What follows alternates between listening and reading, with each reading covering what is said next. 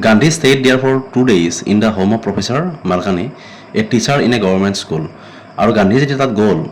মুজাফৰপুৰ আৰু তাতে গৈ কি কৰিলে প্ৰথম লগ কৰিলে জে.বি. কৃপালানী আৰু নেক্সট তেওঁ ক'ত আছিলে Gandhi stayed there for 2 days in the home of Professor Malkani, a teacher in a government school. মালকানী নামৰ এজন কি আছিলে এখন চৰকাৰী স্কুলৰ এজন শিক্ষক আছিলে আৰু তেওঁৰ ঘৰত গান্ধী কি কৰিছিলে দুদিন আছিলে.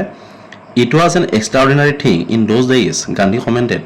আৰু গান্ধীয়ে কৈছিল it was an extraordinary thing in those days আৰু সেই সময়ত এজন গভৰ্ণমেণ্ট স্কুলৰ শিক্ষকে এজন স্বাধীনতা সংগ্ৰামীক আশ্ৰয় দিয়াটো মানে কি আছিলে মানে অসাধাৰণ কথা আছিলে. গান্ধী কমেণ্টেড গান্ধীয়ে কৈছিলে for a government professor to harbour a man like me, এজন চৰকাৰী অধ্যাপকে মোৰ নিচিনা এজন মানুহক হাৰ্বাৰ মানে হ'ল আশ্ৰয় দিয়াটো মানে কি আছিলে অস্বাভাৱিক আছিলে. In smaller localities the Indians were afraid to show' sympathy for the advocates of home rule. যিবিলাক সৰু সুৰা অঞ্চল আছিলে সেই সৰু সুৰা অঞ্চলবিলাকত দ্য ইণ্ডিয়ানছ যিখিনি ভাৰতীয় লোক আছিলে তেওঁলোকে কি কৰিছিলে were afraid to show' sympathy for advocates of home rule, যিখিনি স্বাধীনতা সংগ্ৰামী মানে স্বাধীনতাৰ কাৰণে যিখিনি মানুহ লাগি আছিলে সেইখিনি মানুহক আশ্ৰয় দিবৰ কাৰণে বা তেওঁলোকৰ প্ৰতি সহানুভূতি দেখুৱাবৰ কাৰণে ভয় কৰিছিলে. একচুৱেলি মানে চৰকাৰক ভয় কৰিছিলে. যদি চৰকাৰে গম পায় কিবা কাৰণত যিহেতু এজন চৰকাৰী স্কুলৰ এজন শিক্ষক বা এজন চৰকাৰী কলেজৰ অধ্যাপক, গতিকে তেওঁলোকে যদি এজন স্বাধীনতা সংগ্ৰামীক আশ্ৰয় দিয়া বুলি গম পায় সেইটো কি হ'ব মানে তেওঁলোকৰ মতে কি আছিলে এইটো চৰকাৰৰ মতে এইটো ইলিগেল আছিলে আৰু যাৰ কাৰণে মানে সহানুভূতি বা আশ্ৰয় দিয়াটো মানে কি বহুত অস্বাভাৱিক আছিলে. The news of Gandhi's advent and of the nature of his mission spread quickly through Muzaffarpur. The news of Gandhi's advent মানে হ'ল আগমন, অৰ্থাৎ গান্ধীয়ে যে এই যে চম্পৰণত আহিছে বা মুজাফৰপুৰ আহিছে সেই খবৰটো কি হ'ল মানে গোটেই মানে মুজাফৰপুৰত বিয়পি পৰিল. Through Muzaffarpur and to Champaran মানে মুজাফৰপুৰ প্ৰথম আৰু তাৰপিছত চম্পৰণলৈকে বিয়পি পৰিল. Sharecroppers from Champaran began arriving on foot, আৰু চম্পৰণৰ পৰা যিখিনি মানে কি আছিলে আদিয়া কৃষক তেওঁলোকেও গম পালে বিগান এৰাইভিং অন ফুড, কোনোবা খোজকাঢ়ি আহিল এণ্ড বাই কনভিয়েঞ্চ অৰ্থাৎ কোনোবা যান বাহনত আহিল টু চি দেয়াৰ চেম্পিয়ন, তেওঁলোকৰ যিজন লিডাৰ তেওঁলোকৰ যিজন নেতা সেই নেতাজনক চাবৰ কাৰণে তেওঁলোকে যিয়ে যেনেকৈ পাৰে তেনেকৈ বিভিন্ন ঠাইৰ পৰা আহি উপস্থিত হ'ল. Muzaffarpur lawyers call on Gandhi to brief him, আৰু মুজাফৰপুৰৰ যিজন মানে কি আছিলে লয়াৰ্ছ অধিবক্তা আছিলে তেওঁলোকে কি কৰিলে গান্ধীক লগ কৰিলে টু ব্ৰিফ হিম, গান্ধীক মানে কিছুমান কথা ক'বৰ কাৰণে. They frequently represented peasant groups in court, আৰু সেই যিখিনি লয়াৰ্ছ আছিলে তেওঁলোকে কি কৰিছিলে ফ্ৰিকুৱেণ্টলি মানে প্ৰায়ে সঘনাই ৰিপ্ৰেজেণ্টেড পিজেণ্ট গ্ৰুপ যিখিনি কৃষক আছিলে ভাৰতীয় যিখিনি কৃষক আছিলে সেই কৃষকখিনিৰ ওপৰত ব্ৰিটিছে বিভিন্ন ধৰণৰ মানে গোচৰ দিছিলে. সেই গোচৰখিনি নিষ্পত্তি কৰাৰ দায়িত্ব কাৰ আছিলে বা নিষ্পত্তি কোনে কৰিছিলে এই যিখিনি লয়াৰ্ছ আছিলে তেওঁলোকে ইন কোৰ্ট মানে আদালতত. They told him about their cases, আৰু তেওঁলোকে গান্ধীক বিৱৰি কৈছিলে যে কেনেকুৱা গোচৰ দিয়ে and reported the size of their fee, আৰু তেওঁলোকে কিমানখিনি পইচা লয় গান্ধীয়ে সুধিছিল আৰু তেতিয়া তেওঁলোকে কৈছিল যে কেনেকুৱা ধৰণৰ ফিজবিলাক লয় সেই যিখিনি কৃষক আছে সেই কৃষকবিলাকৰ পৰা.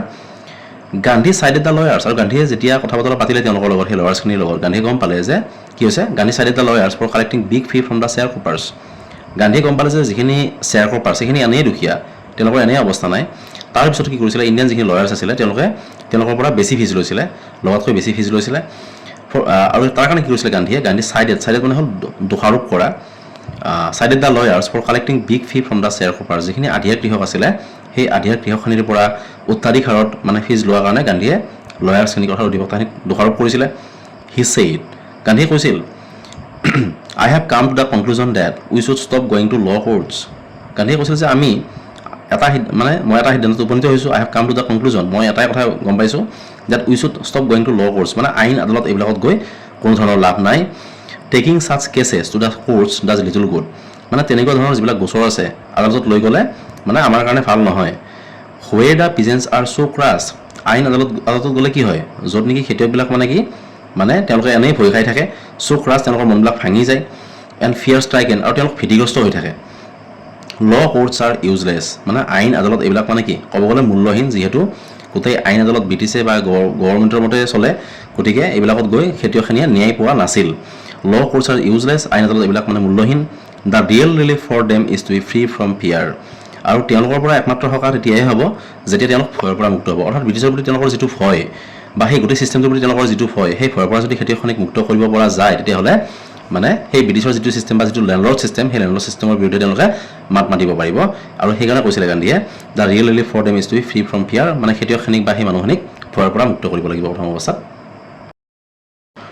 Most of the arable land in the Champaran district was divided into large estates owned by Englishmen and worked by Indian tenants. এতিয়া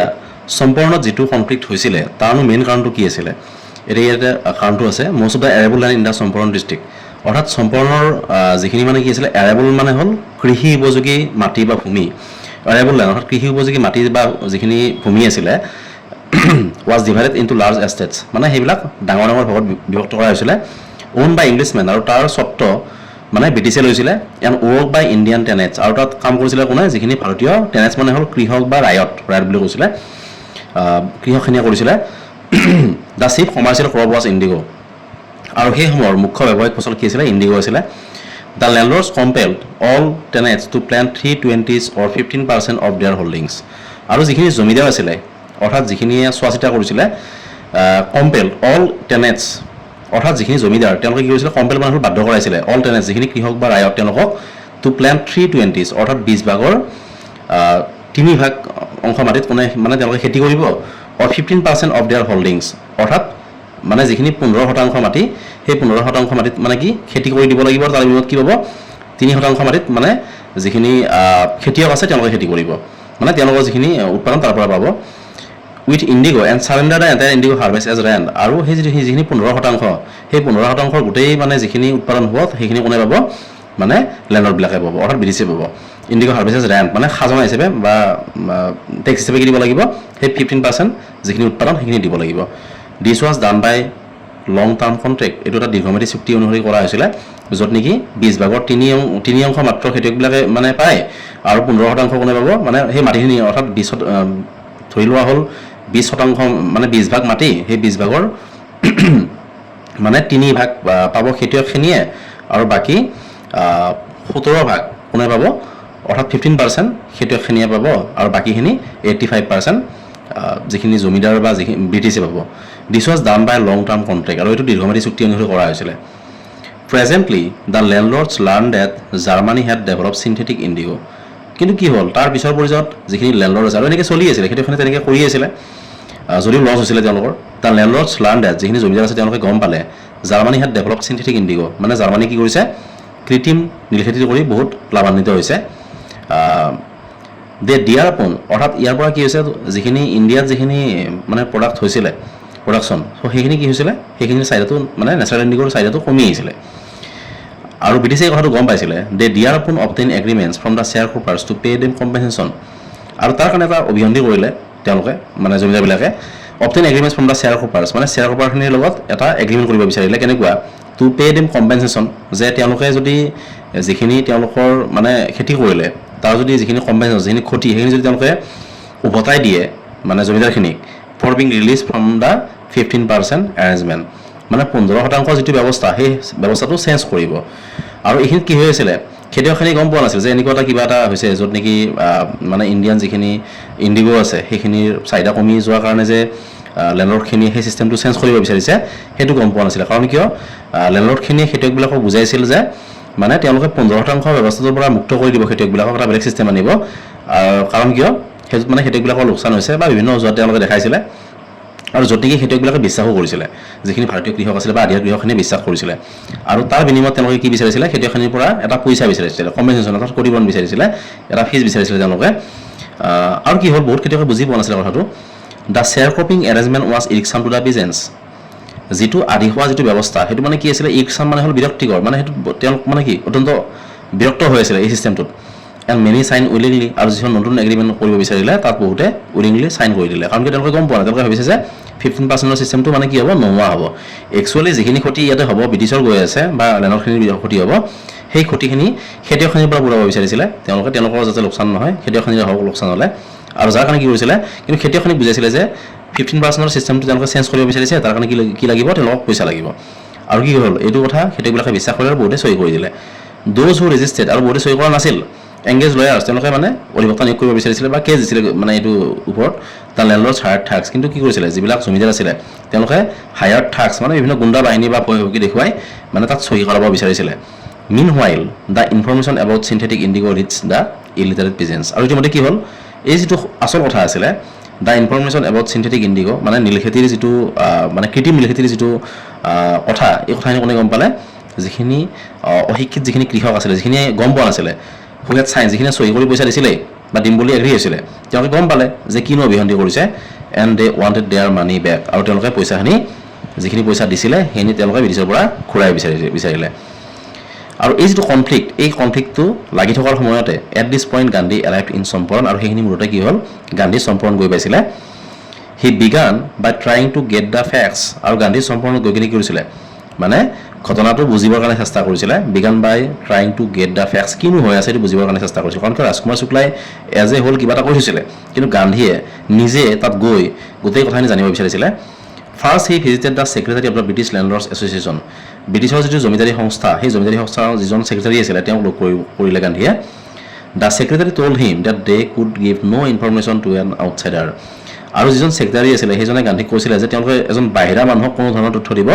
নোৱাৰে অৰ্থাৎ গান্ধীক তেওঁলোকে মানে জনাব বিচৰা নাছিল তাত কি হৈ আছে Gandhi answered that he was not an outsider আৰু গান্ধীয়ে ক'লে যে মইতো এজন বাহিৰা মানুহ নহয় মই ইণ্ডিয়ানাই হয় কিন্তু তৎসত্ত্বেও গান্ধী তেওঁলোকে কোনো ধৰণৰ কথা তেওঁলোকে জনাব নিবিচাৰিলে next Gandhi call on the British official commissioner of the Tirhut division in which the Champaran district lay আৰু তাৰপিছত কি কৰিলে গান্ধীয়ে মানে হায়াৰ অথৰিটি অৰ্থাৎ ব্ৰিটিছ যিজন অফিচিয়েল কমিশ্যনাৰ আছিলে যিজন ক'ব গ'লে আয়ুক্ত তেওঁক লগ কৰিলে অফ দ্য তিৰহুট ডিভিজন মানে তিৰহুট সংমণ্ডলৰ যিজন আয়ুক্ত আছিলে তেওঁক লগ কৰিলে in which the Champaran district lay আৰু সেই তিৰহুট ডিভিজনৰ আঁতৰত কি আছিলে চম্পৰণ যিটো অঞ্চল আছিলে সেই অঞ্চলটো পৰিছিলে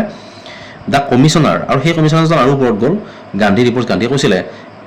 প্ৰচিডেড টু বুলি মি মানে মোক মানে কি কৰিছিলে মিছবিহেভ কৰিবৰ কাৰণে আগবাঢ়ি আহিছিলে অপদস্থ কৰিবৰ কাৰণে আগবাঢ়ি আহিছিলে and advise me forthwith to leave Tirhut আৰু মোক উপদেশ দিছিলে যে অতি সোনকালে যাতে মই সেই তিৰহুট যিটো সমণ্ডল আছে তাৰ পৰা যাতে মই গুচি যাওঁ নিজৰ ঠাইত মানে মোক এডভাইচ দিছিলে বা ক'ব গ'লে মোক সাউকি দিছিলে তাৰ পৰা যাবৰ কাৰণে